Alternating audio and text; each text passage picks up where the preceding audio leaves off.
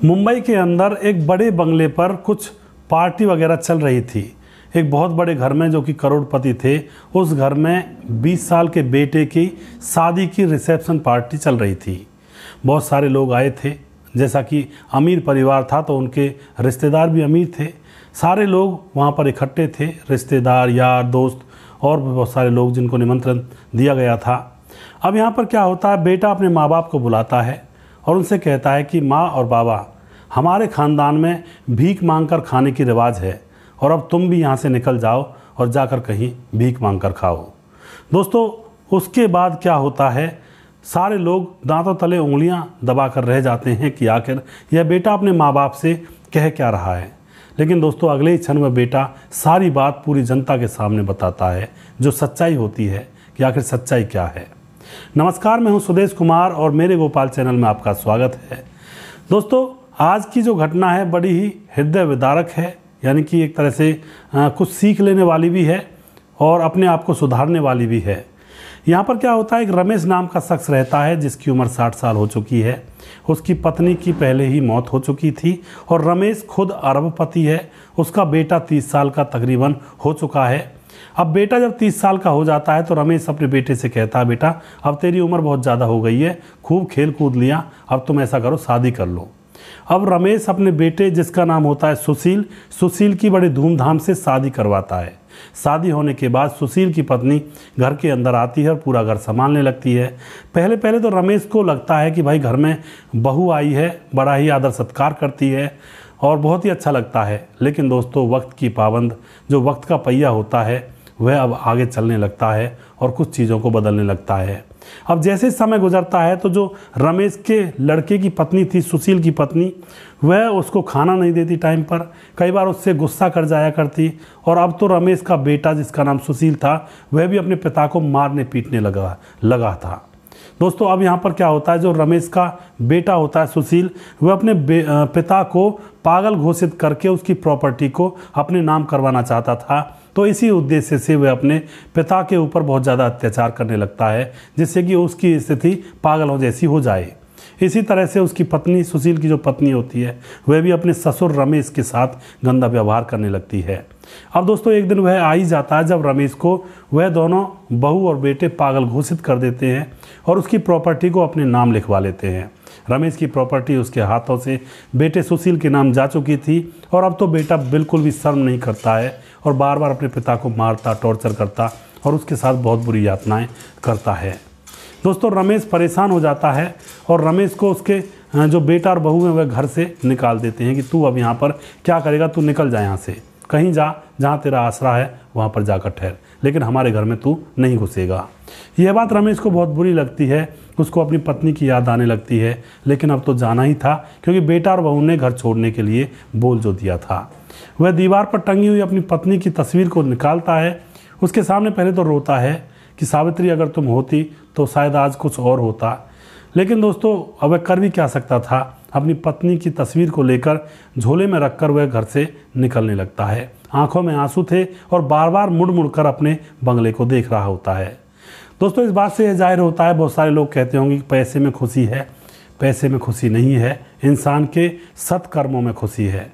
अगर औलाद सही मिल जाती है तो वह इंसान करोड़पति आदमी से भी ज़्यादा खुश है, और अगर औलाद खराब है और अगर इंसान करोड़पति है तो वह एक गरीब भिखारी आदमी से भी ज़्यादा दुखी है, जैसा कि इस कहानी में फ़िलहाल यहाँ पर हो रहा है। वह मुड़ कर अपने बंगले को देखता है, लेकिन धीरे धीरे वह वहाँ से आंसू आंखों में लिए हुए निकल जाता है और जाकर वह देखता है कि गुरुद्वारे में बहुत सारे लोग लाइन लगाकर बैठे हुए हैं। कोई उनको पैसे दे जाता है, कोई उनको खाना खिला जाता है। यहाँ पर रमेश को भूख लगी हुई थी तो मांगने के लिए बैठे थे, उसी लाइन में वह भी बैठ जाता है। कोई उसको पैसे देता है तो पैसों को वह दूसरे भिखारियों को दे देता है, क्योंकि उसके मन में अब सारे विचार आ रहे थे कि पैसा किसी का सगा नहीं होता है, फिर इन 2, 4, 10, 20 रुपयों को मैं क्या करूँगा। तो जो भी पैसे वहाँ पर दे जाया करता भिखारियों को, तो वह रमेश अपने पैसों को भी दूसरे भिखारियों को दे दिया करता है। लेकिन जो कोई खाना वगैरह खिलाने के लिए आता है, खाना वह खा लिया करता है और वहीं पर बाहर बैठकर भजन साधना करने लगता है। धीरे धीरे कुछ समय गुजरता है तो आस पड़ोसियों को रमेश दिखाई नहीं देता है, क्योंकि बहुत सारे दोस्त भी होते हैं अपनी उम्र के। तो वह अब रमेश के बेटे से पूछते हैं कि बेटा, तुम्हारे बाबा कहाँ गए हैं। तो बेटा कहता है कि मेरे बाबा तीर्थ यात्रा पर गए हैं, जबकि ये नहीं बताया कि मैंने धक्के मारकर उनको घर से भगा दिया है, मुझे नहीं पता कहाँ गए होंगे। कहता है कि तीर्थ यात्रा पर गए हैं। अड़ोसी पड़ोसी कुछ दिन तो समझते हैं कि तीर्थ यात्रा पर गए होंगे, लेकिन बहुत दिन हो जाते हैं वे वापस आते नहीं हैं। अड़ोसी पड़ोसियों को शक तो होता है, लेकिन वो करते भी तो करते क्या। अब जो रमेश है वह गुरुद्वारे पर भीख मांगकर अपना भरण पोषण कर रहा था। तभी पड़ोस का एक आदमी जो कि उसके साथ पार्क में बैठा करता बात किया करता था, उसका दोस्त था, वह गुरुद्वारे पर पहुंच जाता है और वहां जाकर रमेश की हालत को देखकर उसकी आंखों में आंसू छलक आते हैं। दाढ़ी बड़ी हुई थी और भिडरूप वह बना हुआ था, गंदे कपड़े थे क्योंकि कपड़े कोई धोने वाला नहीं था और वह बूढ़ा आदमी था। अब वह उसके पास बैठ जाता और कहता, रमेश तेरी ये हालत कैसे हुई, तू यहाँ कैसे आया। रमेश की उसको देख करके उसकी आंखों में भी आंसू आ जाते हैं क्योंकि वह उसका दोस्त था। अब रमेश सारी बात बता देता है कि मेरे बेटे ने मुझे पागल घोषित करके और मेरी सारी प्रॉपर्टी अपने नाम उतरवा करके मुझे घर से धक्का देकर निकाल दिया। अब मैं करूँ भी तो करूँ क्या, पेट तो भरना है। लेकिन वह दोस्त कहता है कि तुम्हें ऐसे भीख मांगकर खाने की ज़रूरत नहीं है, तुम मेरे घर चलो, मैं तुम्हारी जिस तरह से भी हो उस तरह से मैं करूँगा। लेकिन रमेश कहता है नहीं, मैं अब तुम्हारे साथ नहीं जाऊँगा, मैं अब इस दुनिया से पूरी तरह से ऊब चुका हूँ, अब मैं ऊपर वाले की भक्ति करूँगा और बस जो मिल जाएगा उसी को खाना खाकर जीऊँगा। दोस्तों उसका दोस्त भी काफ़ी अमीर था, क्योंकि अमीर लोगों के दोस्त भी अमीर ही रहा करते हैं। अब वह जो दोस्त था वह उसको उसकी हालत पर छोड़ना नहीं चाहता था, कुछ ना कुछ उसके लिए करना चाहता था। तो वह ऊपर गुरुद्वारे में जाता है और गुरुद्वारे की कमेटी के सामने वह बात रखता है कि वह जो बैठा हुआ है वह कोई आम आदमी नहीं है और वह भीख मांग कर यहाँ पर खा रहा है। तो गुरुद्वारे कमेटी के जो लोग होते हैं वह कहते हैं कि इसको हम ऐसे नहीं रहने देंगे, क्योंकि और जो भिखारी हैं ये तो पैसा कमाने के लिए यहाँ पर बैठे रहते हैं और शाम को अपने घर चले जाते हैं। ऐसा एक आध ही आदमी आता है जो वाकई में अपना पेट भरने के लिए यहाँ का आसरा लेता है, तो इसको हम अंदर लेंगे। अब दोस्तों वह लोग उसके पास जाते हैं जो गुरुद्वारा कमेटी के लोग हैं कि आप अंदर चलिए और आपको अंदर रहना, आप यहाँ पर रहने के लायक नहीं हो। लेकिन जो रमेश होता है वह कहता है कि मैं अंदर नहीं चलूँगा, अगर मुझे अंदर ले जा रहे हो तो बाकी के जो भिखारी हैं इनको भी गुरुद्वारे के अंदर ही शरण दीजिए। लेकिन गुरुद्वारा कमेटी के लोग कहते हैं कि साहब आपने अच्छी तरह से देखा नहीं इनको, यह लोग भीख मांगते हैं सिर्फ पैसा कमाने के लिए, इनके घर बार हैं, बालक बच्चे हैं, सब कुछ है। शाम को आपने देखा हो तो सारे के सारे लोग यहाँ से निकल जाते हैं अपने घरों के लिए, तो इन पर कोई कमी नहीं है, तो बस ऐसे ही ऊपर से कपड़े गंदे वंदे पहन करके पैसा कमाते हैं।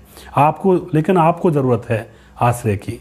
तो यहाँ पर वह कमेटी के लोग उसको मना लेते हैं और अब रमेश गुरुद्वारे के अंदर चला जाता है। वहाँ पर उसकी अच्छी सेवा होने लगती है, धुले हुए कपड़े पहनने लगता है, टाइम टू टाइम खाना मिलने लगता है और वहीं पर बैठकर वह भजन करने लगता है। अब दोस्तों जो वह पड़ोसी था यानी कि रमेश का दोस्त था, वह अपने घर आता है और अड़ोस पड़ोस में सारी बात फैला देता है कि रमेश के बेटा सुशील ने रमेश को बहुत धोखा दिया है, पागल घोषित करके उसको घर से निकाल दिया, प्रॉपर्टी हड़प ली। सभी को पता लग जाता है तो सभी पड़ोसी अड़ोसी अब रमेश के बेटा सुशील को गाली गलौज करने लगते हैं, उसको बुरी बुरी सुनाने लगते हैं और गंदी नज़रों से उसको देखने लगते हैं। दोस्तों जो गलत काम करता है लोग उसको ऐसी ही नज़र से देखते हैं, तो आप सभी लोगों को पता होगा। दोस्तों अब समय का पहिया आगे की तरफ चलने लगता है और समय का पहिया जाकर रुकता है जब सुशील का छोटा सा बेटा हुआ था, उसको वह 20 साल का हो जाता है। सुशील को एक ही लड़का था और उसके ऊपर वह मर मिटता था। अपना पिता तो गुरुद्वारे में था और उधर समय का जब पहिया घूमता है तो उसके पिता रमेश की गुरुद्वारे में ही मौत हो जाती है और गुरुद्वारे के लोग ही उसका अंतिम संस्कार करते हैं। बेटा उनका अंतिम संस्कार करने के लिए गया भी नहीं था, जबकि उसके पास खबर भी भिजवाई थी। लेकिन दोस्तों अब 20 साल गुजर जाते हैं, उसका एक बेटा था वह बड़ा हो जाता है और जो रमेश का बेटा होता है सुशील, वह अपने बेटे के नाम ही सारी प्रॉपर्टी बचपन से करता जा रहा था कि बेटे के नाम ही करूंगा, उससे बहुत ज़्यादा प्यार करता था। अब सारी प्रॉपर्टी 20 साल के बेटे के नाम थी। अब 20 साल के बेटे का वह शादी भी करता है, तो शादी की होने के बाद रिसेप्शन पार्टी थी। अब जो बेटा था उसका 20 साल का, वह सारी चीज़ों को बचपन से ही देख रहा था कि उसके पिता सुशील ने अपने पिता रमेश को किस तरह से घर से भगा दिया पागल घोषित करके और उसकी सारी प्रॉपर्टी हड़प ली थी। अब दोस्तों यहाँ पर जो बेटा था 20 साल का सारी बातों को जानता था और उसको बड़ा दुख होता था कि उसके दादा के साथ इस तरह का व्यवहार हुआ। अब जैसी पार्टी होती है, सारे लोग इकट्ठे थे, तो 20 साल का लड़का अपने पापा सुशील और अपनी मम्मी को बुलाता है स्टेज पर और फिर सब लोगों के सामने कहता है कि तुम लोग अब भीख मांगकर अपना पेट भरोगे, क्योंकि हमारे परिवार की, हमारे ख़ानदान की रिवाज है कि लोग बुढ़ापे में भीख मांगकर पेट भरते हैं। अब यह बात उस माँ बापों को याद आ जाती है कि उन्होंने अपने बाप को भीख मंगवा दी थी, और अब बेटा जो होता है उसके पास प्रॉपर्टी थी, सारा कुछ उसी के पास था, तो माँ बाप को कह देता है कि तुम लोग यहाँ से निकल जाओ, अब इस घर में 1 मिनट के लिए भी मत ठहरो, यह घर मेरा है। तो वह माँ बाप अपनी पुरानी बातों को याद करते हैं, आंखों में आंसू आने लगते हैं और उस घर को छोड़कर जाने लगते हैं, और उनको महसूस होता है कि घर छोड़ने पर कितना बुरा लगता है। लेकिन दोस्तों, जैसे ही वे घर छोड़कर बाहर निकलते हैं, बेटा पीछे जाता है और उनको वापस ले आता है और कहता है कि तुम्हें पता लगा होगा कि घर छोड़ने पर कितना बुरा लगता है। अपना घर जिसमें हम बड़े हुए हैं, पले हैं, जो हमारा है, उसको अगर कोई कह दे कि निकल जाओ यहाँ से, तो कितना बुरा लगता है। वह माँ बाप अपने बेटे के आगे हाथ जोड़ने लगते हैं और कहते हैं, बेटा तुमने हमें सबक सिखा दिया, और सच में ही हमने अपने पिता के साथ बहुत बुरा किया था, उसके अंतिम संस्कार की क्रिया हम नहीं कर पाए थे, हमें माफ़ कर दो। तो दोस्तों, अब वह बेटा माफ़ करके उनको वापस ले आता है।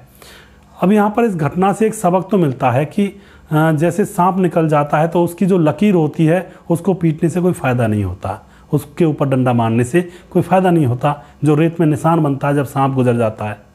तो यहाँ पर यही सबक मिलता है कि दोस्तों, अब समय निकल चुका था और जो सुशील का पिता था वह मर चुका था। अब उसको इस बात का दुख था, तो अब इस दुख का करें क्या।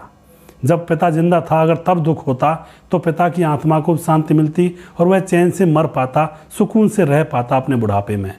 लेकिन आजकल दोस्तों 80 और 70% घरों में ऐसे काम होते हैं। माँ बाप की केयर नहीं करते हैं, बुढ़ापे में उनको अनाथ आश्रम में छोड़ आते हैं और उनके साथ बुरा व्यवहार किया जाता है, जबकि उनको पता होना चाहिए कि माँ बाप की वजह से ही आज जिस पोजीशन पर आप हो वो माँ बाप की ही बदौलत है। वरना तो अगर किसी गरीब माँ बाप के यहाँ पैदा होते, जहाँ पर खाने के लिए कल के लिए पैसा नहीं है, तो फिर आपके पास अमीरी, शोहरत, दौलत कैसे आती। वैसे दोस्तों, गरीब माँ बाप भी अपने बच्चों को राजा बना के रखते हैं, वो भी किसी भी चीज़ की कमी नहीं आने देते हैं। और ज़्यादातर देखा गया है गरीब लोगों के बच्चे अपने माँ बाप को अनाथ आश्रम में नहीं छोड़ते हैं, लेकिन अमीर लोगों के बच्चे अपने माँ बाप को अनाथ आश्रम में छोड़ देते हैं। इसका एक मेन कारण ये है कि गरीब के जो माँ बाप होते हैं वो अपने बच्चों को अपने कलेजे से लगाकर बड़ा करते हैं, पालते हैं, अपने पास रखते हैं, अपने पास ही पढ़ाते लिखाते हैं, तो बच्चों की आत्मा माँ बाप में फंस जाती है।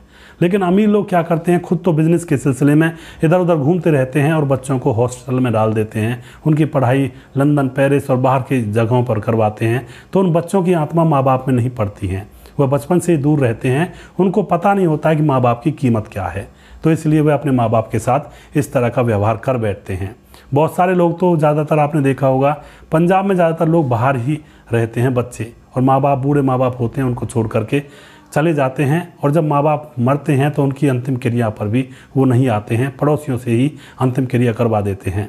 तो ऐसी पढ़ाई भी किस काम की जो माँ बाप से बच्चों को अलग कर दे। इतनी सक्सेस, इतनी कामयाबी का क्या करेंगे जब परिवार के अंदर माँ बाप, बूढ़े बुजुर्गों की भी देखभाल नहीं कर सकता इंसान। तो दोस्तों, पढ़ाइए अपने बच्चों को, लेकिन अपने पास रख कर पढ़ाइए, जिससे कि बच्चे का कनेक्शन बने माँ बाप के साथ। कुछ लोग अपने बच्चों को बचपन से बाहर डाल देते हैं, तो उन माँ बाप का और बच्चों का कनेक्शन नहीं होता है आपस में, और तभी अनाथ आश्रम भरे पड़े हैं अमीर लोगों के माँ बापों से। तो आप क्या कहना चाहोगे इस घटना के बारे में, अपनी राय कमेंट बॉक्स में लिख सकते हैं। अगला प्रोग्राम मैं जल्दी फिर से लेकर आऊँगा, तब तक आप देखते रहिए मेरे गोपाल चैनल। जय हिंद, जय भारत।